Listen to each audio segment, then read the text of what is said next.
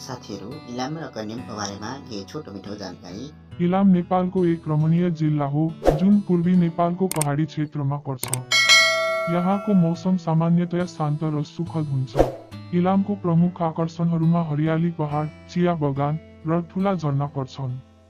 यहाँको प्रसिद्ध स्थानहरूमा काफले, फिक्कल र माइबुद्ध रहेका छन्।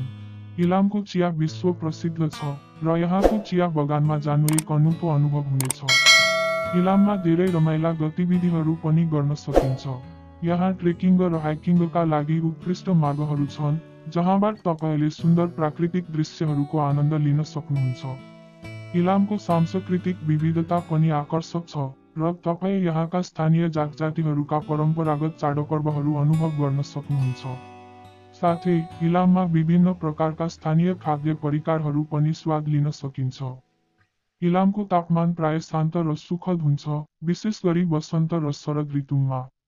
यहाँ गर्मीको मौसममा तापमान 20 देखि 30 डिग्री सेल्सियसको बीचमा रहन्छ, जसले गर्दा यात्रा गर्नेहरूलाई आरामदायी अनुभव हुन्छ। जाडोमा तापमान केही घटेर 10 देखि 20 डिग्री सेल्सियसको बीचमा पुग्न सक्छ, जुन मौसम ट्रेकिङ र घुम्नका लागि उपयुक्त हुन्छ।